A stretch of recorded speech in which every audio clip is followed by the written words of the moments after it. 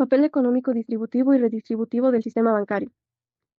La historia del sistema bancario en México se remonta a la época colonial, cuando se establecieron las primeras casas de moneda y cajas de ahorro.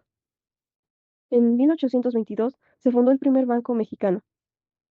Algunas funciones de instituciones financieras o bancos son intermediación financiera, captación de depósitos, concesión de préstamos, gestión de riesgos, estabilidad monetaria y generación de dinero. La teoría de la intermediación financiera, según la Fundación de Estudios Financieros, se basa en la idea de que los bancos desempeñan un papel vital en la economía al facilitar la intermediación entre ahorradores y prestarios. Algunos aspectos clave de esta teoría incluyen la transformación de plazos, reducción de asimetrías de información, canalización de recursos a inversiones productivas. La Comisión Nacional Bancaria y de Valores otorga dos tipos de licencias para operar como instituciones de banca.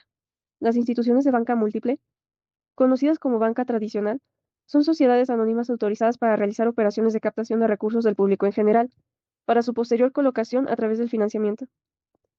Los bancos con licencia de operación limitada, conocidos también como banca de nicho, se especializan en la atención de un nicho específico del mercado y que realizan alguna de las actividades permitidas en la Ley de Instituciones de Crédito. El papel distributivo del sistema bancario mexicano se refiere a la capacidad de los bancos para influir en la distribución de recursos económicos. Los bancos pueden desempeñar un papel tanto en la concentración de riqueza como en la redistribución de recursos dependiendo de su enfoque y política. En México, los programas sociales son esenciales para abordar la pobreza y la desigualdad. Es esencial para la construcción del bienestar de la población y que en un país como el nuestro con tantas desigualdades resulta indispensable para la supervivencia de las mayorías. Según el Instituto Nacional de Economía Social, las cajas de ahorro son un mecanismo financiero que integra la banca social en México, conocida como el sector de ahorro y crédito popular. Esta promueve el acceso al ahorro, el préstamo, al crédito, el aseguramiento y otros servicios financieros. Compras a crédito. Las compras a crédito son transiciones comerciales en las que un individuo o una entidad adquieren bienes o servicios y acuerdan pagar el monto total o parcial en un momento posterior. Este método permite a los consumidores acceder a productos o servicios sin la necesidad de pagar la totalidad del costo de inmediato. Según el Banco de México, las remesas son una fuente crucial de ingresos y representan una parte sustancial de las entradas de divisas del país.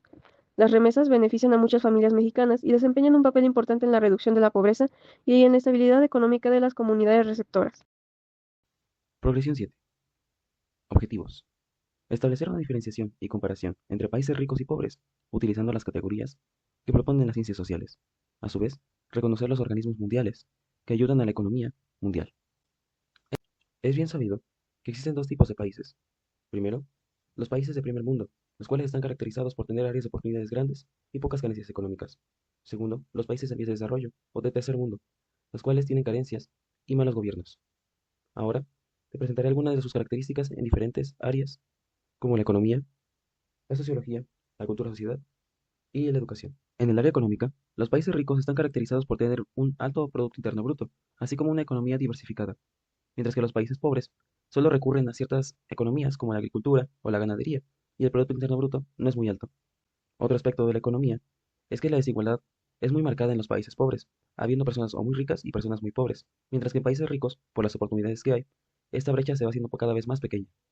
Pasando al área social, la calidad de vida de los países ricos suele ser muy alta, debido a que cuentan con muchos servicios, mientras que en los países pobres, por las carencias económicas y por la poca salubridad que puede haber en servicios como la salud o el agua, la vida es más restringida y con menos calidad en general.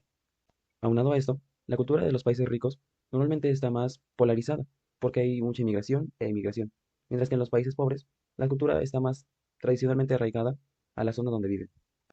Hablando de territorios y geografía, mientras los países ricos tienen muchas zonas industrializadas, y no una zona definida, sino múltiples zonas alrededor del mundo, repartidas, con múltiples empresas trabajando en ellas, los países pobres tienen que recurrir a tener zonas poco llenas de recursos naturales y pocas empresas que les produzcan materias primas. Y por último, pero no menos importante, en el área de la política, mientras los países ricos no tienen carencias, debido a que sus ciudadanos no tienen nada que reclamar por su buena calidad de vida, en los países pobres muchas veces existe la corrupción, ya que todos tienen la necesidad de usurpar dinero para poder vivir de manera generalmente buena. Incluso, este aspecto se extrapola a las relaciones internacionales, ya que en países ricos pueden ayudar a los demás países en vías de desarrollo, como lo es la zona subsahariana, para recaudar agua o poder darles alimento a las personas que carecen de ella, mientras que los países pobres no pueden hacer eso porque tienen que preocuparse de sus mismos países antes de ayudar a los demás. Y te preguntarás, ¿cómo esto se puede solucionar? ¿Hay alguna manera de lograr que los países pobres poco a poco salgan de ese estigma social? Y sí, de verdad sí la hay. Con las reuniones del G7 o el Foro de Davos, se ha podido crear grandes acuerdos económicos para que los países puedan manejar su dinero de mejor manera y tener acuerdos para vivir de mejor forma. En estos megaforos, los jefes económicos y políticos del mundo se juntan año con año para discutir de distintos temas, como lo pueden ser las cuestiones económicas, crisis sin conflictos, políticas de desarrollo en países subdesarrollados, o incluso la lucha contra el cambio climático, que es un problema que ataca a todos los países por igual debido a que vivimos en este planeta.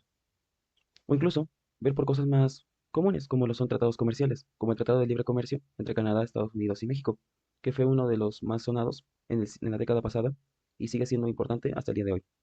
En general, podemos concluir que la economía y la forma en la que se rige el mundo, en base a la riqueza o la pobreza en los países, es un apartado muy esencial para la vida y rige la forma en la que vivimos y percibimos el mundo año con año. Progresión 8. El conjunto de normas fundamentales interdependientes, emanadas de su vivencia histórica, que expresan los más significativos intereses de la nación y que han alcanzado preeminencia universal, por los que México rige permanentemente su conducta en relaciones internacionales, demandando al mismo tiempo su recíproco respeto y cumplimiento. Las normas fundamentales que rigen permanentemente la conducta de las relaciones internacionales en México se encuentran consignadas en la fracción X del artículo 89 constitucional, el cual habla del dirigir la política exterior y celebrar los tratados internacionales, así como terminar, denunciar, suspender, modificar, enmendar, retirar reservas y formular declaraciones interpretativas sobre los mismos, sometiéndolos a la población del Senado. En la conducción de tal política, el titular del Poder Ejecutivo observa los siguientes principios narrativos: la autodeterminación de los pueblos, la no intervención de solución pacífica de controversias, la proposición de la amenaza o el uso de la fuerza en las relaciones internacionales, la igualdad jurídica de los estados, la cooperación internacional para el desarrollo, respeto, la protección y promoción de los derechos humanos, y la lucha por la paz y la seguridad internacionales. Esta política busca promover los intereses y valores de México, así como proteger su soberanía y contribuir a la paz y la estabilidad mundial. Algunos de los principales elementos y objetivos de la política exterior mexicana incluyen soberanía y no intervención, diplomacia y relaciones bilaterales, integración regional, comercio internacional, derechos humanos y defensa de la paz. La política exterior mexicana se caracteriza por su enfoque en la diplomacia, el respeto a la soberanía de los demás países y su búsqueda de soluciones pacíficas a los conflictos. También en esta progresión se habla de las relaciones de poder. Las relaciones del poder entre distintos países, específicamente en lo que respecta al nivel de desarrollo o subordinación, son un aspecto fundamental en la política internacional y tienen un impacto significativo en México. Aquí tienes un desenglose de esta dinámica en su relación con México. Dependencia económica, tratado de libre comercio, flujo de inversión extranjera, asuntos migratorios, cooperación internacional, intervención política y seguridad. Progresión 9. Cambios institucionales y normativos a partir de las transformaciones sociales y del Estado. Se han producido a lo largo de la historia en respuesta a transformaciones sociales y del Estado. Reflejan la dinámica de la sociedad mexicana y su adaptación a nuevas realidades. Estos son algunos cambios institucionales y normativos. 1. Reforma del sistema de justicia penal. En 2021, México implementó una reforma al sistema de justicia penal para hacerlo más transparente, eficiente y acorde. Incluyó la transición del sistema inquisitivo al sistema acusador. ¿Qué cambia? Combate la corrupción y el nepotismo. Renovación estructural para la generación de una justicia más ágil y expedita. Fortalecimiento de las atribuciones de la Suprema Corte de Justicia de la Nación. Verdadera defensoría del pueblo, cercana a la gente. Igualdad de género y paridad. Carrera judicial. 2. Reformas energéticas. En 2013, México implementó reformas significativas en el sector energético, que permitieron la participación de empresas privadas en la exportación y producción del petróleo y gas. Representaron un cambio importante en la regulación del sector energético. 3. Derechos LGBTQ+. En los últimos años, México ha experimentado cambios normativos significativos en la relación con los derechos de la comunidad. Varios estados han legalizado el matrimonio entre personas del mismo sexo, implementando leyes para prevenir la discriminación por orientación sexual e identidad de género. 4. Reformas educativas. México ha llevado a cabo varias reformas en el ámbito educativo, buscando mejorar la calidad de educación y la formación docente, lo que han afectado a las normas relacionadas con la evaluación de docente y la gestión escolar. 5. Derechos indígenas. México ha experimentado cambios normativos relacionados con los derechos de las comunidades indígenas, incluyendo la consulta y participación en decisiones que afectan sus territorios y recursos. 6. Derechos niñas, niños y adolescentes. La Ley General de los Derechos de las Niñas, Niños y Adolescentes tiene como objetivo garantizar que los derechos de las niñas, niños y adolescentes sean cumplidos de forma integral. Fue aprobada el 6 de noviembre de 2014. Fue promulgada por decreto y entró en vigor el 5 de diciembre del mismo año. Mediante esta ley se crea un sistema de protección integral orientado a respetar, promover, proteger, restituir y restablecer los derechos de los niños y niñas para reparar el daño ante la vulneración de los mismos. A nivel federal, El 2 de diciembre de 2015 se instaló el Sistema Nacional de Protección, se nombró su secretario ejecutivo y se aprobaron el reglamento de la Ley General de los Niños, Niñas y Adolescentes, que integra las acciones necesarias para aplicar dicha ley. El Pronapina es un programa de carácter especial y responde al mandato establecido en la Ley General de los Derechos de los Niños, Niñas y Adolescentes, alineado con los principios rectores: nada al margen de la ley, por encima de la ley, nadie y no dejar a nadie atrás, no dejar a nadie afuera. A través de sus acciones puntuales, el Pronapina buscará alcanzar 3 metas específicas en el 2024. Garantizar todos los derechos de los niños, niñas y adolescentes. Protegerles íntegramente cuando sean violentados algunos de sus derechos o han sido víctimas de delitos. El cambio de paradigma, a través de un cambio cultural para su reconocimiento como sujeto. Resumen, progresión 10. Culturas juveniles. Hevich dice que la cultura juvenil refiere a las prácticas, valores, actitudes, creencias, normas y comportamientos compartidos por un grupo de jóvenes que comparten intereses y experiencias comunes. Cultura hip hop. Surgió en comunidades afroamericanas y latinas en la década de 1970. Esto incluye el rap, breakdance, graffiti y el drejak. Significa resistencia, autoexpresión y lucha de expresión e igualdad. Jugador cultural y o cultura gamer. Se originó mediante la popularización de videojuegos en las últimas décadas, incluyendo la afición por los videojuegos, esports, el streaming de videojuegos y las comunidades en línea. Significa la creciente importancia de la tecnología y la conectividad en la vida de los jóvenes. Cultura friki, geek, nerd. Se asocia a la pasión por la ciencia ficción, la fantasía y la tecnología, incluyendo el amor por las películas, series, cómics, videojuegos, la ciencia y la tecnología. Representa la valoración al conocimiento, creatividad y exploración de mundos imaginarios. Cultura LGBTQ+.